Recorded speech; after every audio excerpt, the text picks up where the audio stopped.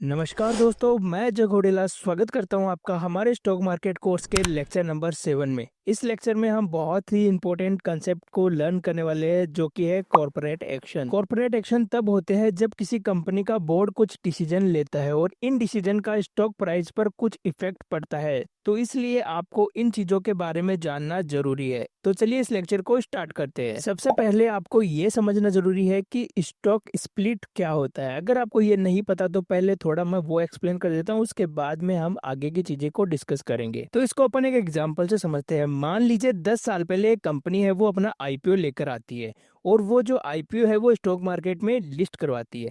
अब जब stock market में जब आईपीओ लेकर आती है कंपनी, तो उसकी एक फेस वैल्यू भी कंपनी डिसाइड करती है। वो होती है उस टाइम पर 10 रुपए। और जब कंपनी स्टॉक मार्केट में लिस्ट करवाती है तो उस टाइम पर शेयर प्राइस भी डिसाइड करती है कंपनी। तो वो उस टाइम पर रखी जाती है 1000 रुपए। अब जब शेयर स्टॉक मार्केट में लिस्टेड होता है तो उसके बाद शेयर की प्राइस है वो बढ़ने लग जाती है और 10 साल बाद शेयर की प्राइस बढ़कर हो जाती है 10,000 रुपए। अब जब शेयर की प्राइस 10,000 रुपए हो जाती है तो इससे होगा क्या कि जो छोटे रिटेल इन्वेस्टर्स है जिनकी कैपिटल ही 5-10 हजार रुपए है, वो इस शेयर को नहीं खरीद पाएंगे। यानी शेयर की प्राइस ज्यादा होने से लोगों के लिए वो शेयर अफोर्डेबल नहीं रहेगा। तो इससे कंपनी के शेयर की प्राइस में लिक्विडिटी कम हो जाएगी और वॉल्यूम भी कम हो जाएंगे, क्योंकि ज़्यादा लोग बाई एंड सेल नहीं कर पाएंगे इसकी वजह से। तो इसके लिए कंपनी के पास एक ऑप्शन रहता है जिससे वो अपने शेयर को अफोर्डेबल बनाए रख सकती है। तो वो ऑप्शन है स्टॉक को स्प्लिट करना। तो इसके लिए कंपनी क्या करेगी कि शेयर की प्राइस को 10:1 के रेशियो में स्प्लिट करती है, जिससे क्या होगा कि जो स्टॉक की फेस वैल्यू पहले 10 रुपए की थी वो घटकर 1 रुपए हो जाती है। और ऐसे ही जो शेयर की प्राइस पहले 10,000 रुपए थी वो भी 10 गुना कम हो जाएगी। यानी वापस वो शेयर 1000 रुपए का हो जाएगा। अब ऐसे में होगा क्या कि जिन इन्वेस्टर्स के पास पहले 10,000 रुपए वाला एक शेयर था, उनको 9 शेयर और मिल जाएंगे और ऐसे करके उनके पास टोटल 10 शेयर हो जाएंगे। आसान भाषा में अगर मैं आपको समझाऊं तो पहले स्टॉक स्प्लिट होने से पहले स्टॉक की प्राइस थी 10,000 रुपए, फिर फेस वैल्यू के हिसाब से 10:1 के अंदर स्टॉक हो गया स्प्लिट, मतलब उसकी प्राइस हो गई 1,000 रुपए। फिर क्या होगा कि जिन इन्वेस्टर्स के पास अभी 10,000 रुपए वाला एक शेयर था, उनके पास क्या होगा कि हजार हजार रुपए वाले 10 शेयर हो जाएंगे।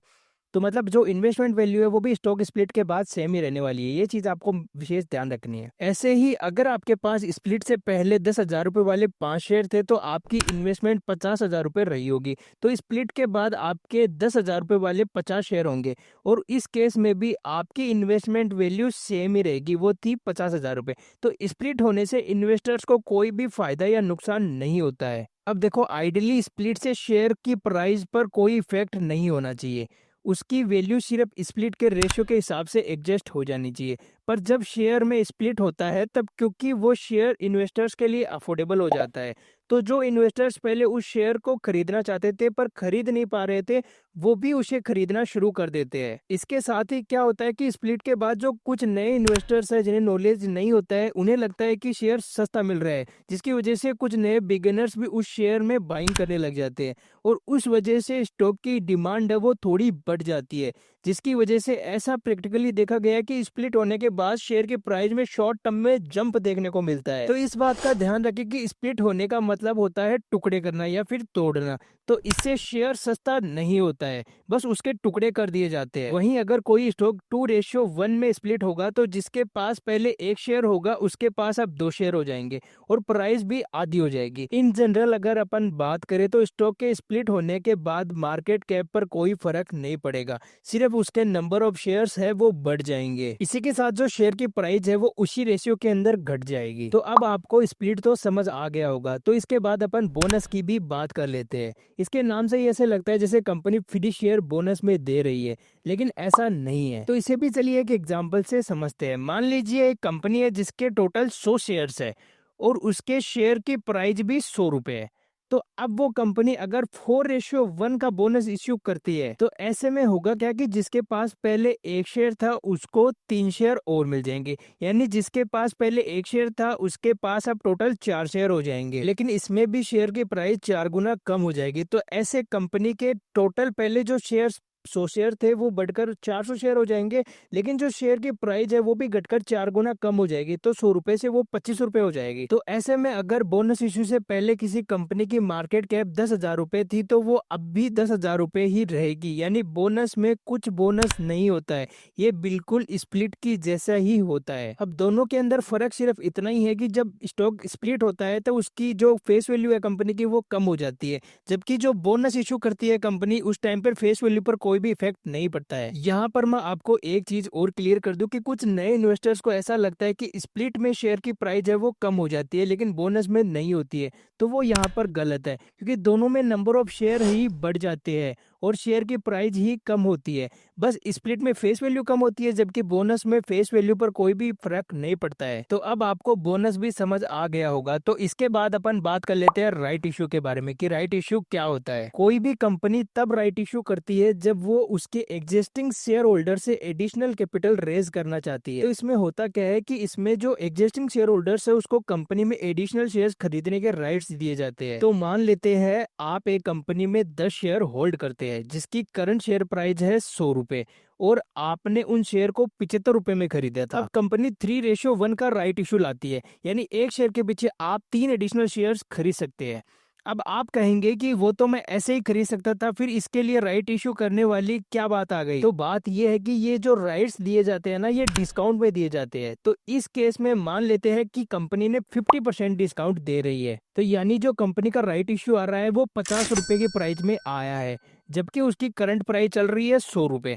तो अब इस इश्यू के साथ आप 3 चीजें कर सकते हैं। पहला, अगर आप इस इश्यू को 50 रुपए में सब्सक्राइब करते हैं तो ऐसे में आपके पास टोटल 40 शेयर्स हो जाएंगे। अब इस केस में आपको लॉस होगा या प्रॉफिट, एक बार वो भी देख लेते हैं। तो आपने पहले 75 रुपए में 10 शेयर खरीदे थे, यानी आपकी इन्वेस्टमेंट अमाउंट थी वो थी 750 रुपए की, और अब आप एडिशनल 30 शेयर्स 50 रुपए के भाव में खरीद रहे हैं, यानी अब आपका इन्वेस्टमेंट हो गया 1500 रुपए और। तो इसके बाद आपकी इन्वेस्टमेंट जो होगी वो होगी 750 रुपए प्लस 1500 रुपए, तो हो गए 2250 रुपए। अब इस केस में आपको लग रहा होगा कि शेयर की प्राइस तो 100 रुपए चल रही है, तो ऐसे में मुझे बहुत अच्छा प्रॉफिट हो जाएगा, लेकिन ऐसा नहीं है। तो इस केस में भी राइट इश्यू होने के बाद शेयर की प्राइस है वो 100 रुपए नहीं रहेगी, क्योंकि उसके नंबर्स ऑफ शेयर है वो बढ़ जाएंगे। अब क्योंकि नंबर ऑफ शेयर्स बढ़ गए हैं तो इससे क्या होगा कि कंपनी का ईपीएस जो अर्निंग पर शेयर होता है वो घट जाएगा, और अगर अर्निंग पर शेयर घटेगा तो उसका पीई है वो बढ़ जाएगा, और अगर पीई बढ़ेगा तो इन्वेस्टर्स को लगेगा कि शेयर महंगा मिल रहा है,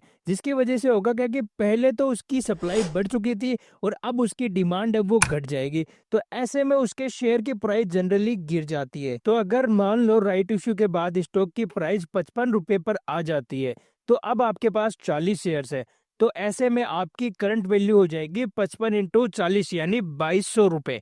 तो यानी अगर आप राइट इश्यू सब्सक्राइब करते हैं तो इस केस के अंदर आपको 50 रुपए का लॉस होगा। तो यहाँ पर मैं आपको एक चीज और क्लियर कर दूं कि यहाँ पर कोई भी श्योरिटी नहीं है कि आपको लॉस होगा या प्रॉफिट होगा, क्योंकि ये आपको इंडिविजुअल केस के हिसाब से देखना पड़ता है। बस मैं आपको अपने एक्सपीरियंस के हिसाब से बता रहा हूँ। अब फर्स्ट केस में तो आपने राइट इश्यू को सब्सक्राइब किया था, लेकिन अब मान लो कि अगर आप सब्सक्राइब नहीं करते तो इस केस में क्या होता। तो इस केस में भी आपको नुकसान ही होने वाला है, क्योंकि इस केस में भी प्राइस गिरकर 55 रुपए पे आ गई है और आपने खरीदा था 75 रुपए पे, तो इसमें भी आपको लॉस ही होने वाला है। बट ये इंडिविजुअल केस के हिसाब से डिफरेंट होता है, तो इसे सिर्फ आप एक एग्जाम्पल की तरह ही समझ सकते हो। बट यहाँ पर आपके पास थर्ड एक और ऑप्शन है, जो है शेयर को बेचने का। तो अगर कंपनी कभी राइट इशू करती है और आपको डर है कि उसके बाद शेयर की प्राइस गिर सकती है, तो फिर आप उस केस के अंदर उस शेयर को सेल कर सकते हो। फिर इससे होगा क्या कि इसमें जो शेयर को बाई करेगा राइट्स उसको ट्रांसफर हो जाएंगे। वैसे ये जो राइट इश्यू होना है ये थोड़े से प्रॉब्लमेटिक होते हैं, क्योंकि ये आपको इनडायरेक्टली फोर्स करते हैं कंपनी में एडिशनल स्टेक लेने के लिए। तो ऐसे में अगर आपके पास करंटली पैसा नहीं है और आप जिस कंपनी में इन्वेस्टेड है वो आपकी फेवरेट कंपनी है, तो ऐसे में या तो आपको लॉस होगा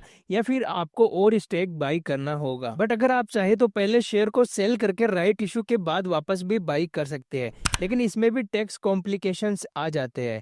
तो अब आपको राइट इशू क्लियर हो गया होगा। तो अपना नेक्स्ट जो टॉपिक है वो है डिविडेंड। तो जब कंपनी अपने रिजल्ट अनाउंस करती है तो उसके बाद जनरली अपने प्रॉफिट से डिविडेंड देती है, जिसमें कंपनी पर शेयर के बेसिस पर कुछ रुपीस डायरेक्टली इन्वेस्टर्स के बैंक अकाउंट में ट्रांसफर कर देती है। ये एक तरीका होता है एग्जिस्टिंग शेयर होल्डर्स को एक रिवॉर्ड देने का, ताकि वो शेयर में इन्वेस्टेड रहे। डिविडेंड देने के लिए कंपनी एक एक्स डिविडेंड डेट और एक रिकॉर्ड डेट अनाउंस करती है। एक्स डिविडेंड डेट वो डेट होती है जिससे पहले शेयर खरीदकर आप डिविडेंड लेने के लिए एलिजिबल हो जाते हैं, और रिकॉर्ड डेट वो डेट होती है जिस दिन आपके नाम पर शेयर होने चाहिए, क्योंकि जिस दिन आप शेयर बाई करते हैं उसके एक दिन बाद ही वो शेयर आपके डीमेट अकाउंट में आते हैं। क्योंकि इंडिया में शेयर्स के सेटलमेंट के लिए T+1 डे का सिस्टम की साइकिल का यूज किया जाता है, इसलिए अगर आप रिकॉर्ड डेट के दिन ही शेयर को बाई करेंगे तो उस दिन वो शेयर आपके नाम पर नहीं होगा। इसलिए कंपनी एक एक्स डिविडेंड डेट अनाउंस करती है जिससे पहले शेयर खरीदकर आप डिविडेंड के लिए एलिजिबल हो सकते हैं। अब ये जो डिविडेंड है ना, इससे इन्वेस्टर्स को बेनिफिट तो होता है, लेकिन शेयर मार्केट में बड़े ही मिसलीडिंग तरीके से डिविडेंड अनाउंस किया जाता है। अब मैं ये क्यों बोल रहा हूँ, तो चलिए इसको एक एग्जांपल से समझ लेते हैं अपन। मान लो एक कंपनी है जिसकी फेस वैल्यू है 1 रुपया